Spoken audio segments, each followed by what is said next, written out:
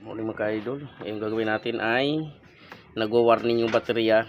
Ngayon may nag-warning pa, wala na. O nung tinuktok mo, nawala. Kagabi nag-warning. Tinuktok mo lang dito, tinuktok lang niya dito mga idol. Kaya natanggal yung warning. Pero wag ka kampante sa ganun. Yung pang-uwi lang yun. Tapos may maingay pa siya mga idol. Kita ko siya mga idol. Maingay yung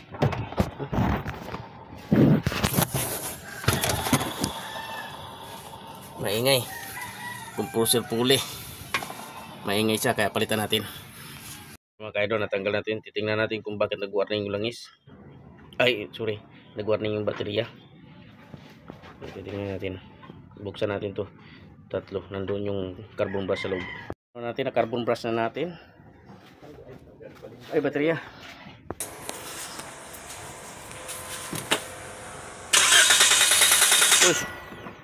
Hard starting brief pala. Sige. Tsaka natin hard starting. Hard starting pala. Hard starting. Okay na yung alternator. Gawa na natin. Na-carbon na natin. Just yung compressor pulley. Okay, aircon. Compressor pulley. Nagawa na natin. Aircon. Ka-aircon na. Uy. Hindi gumana.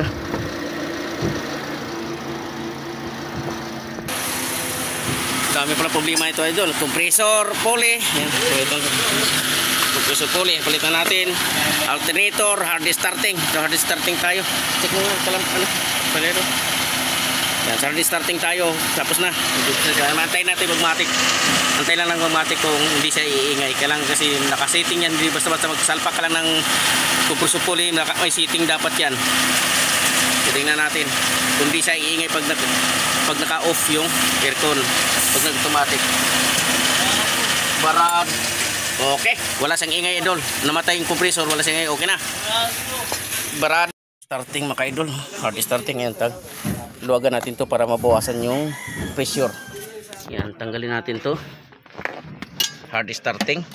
Yan. Yun o. Ayan, mamaya din pakita ko na sa inyo mamaya kung bakit nag-hard starting. Titingnan natin check valve. Check valve na tayo. Daming gasolina. Titingnan natin kung titingnan natin ito mga kaidol.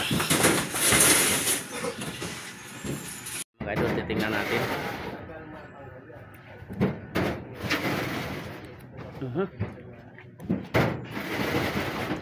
Wala talaga, sira yung kanyang check valve, no?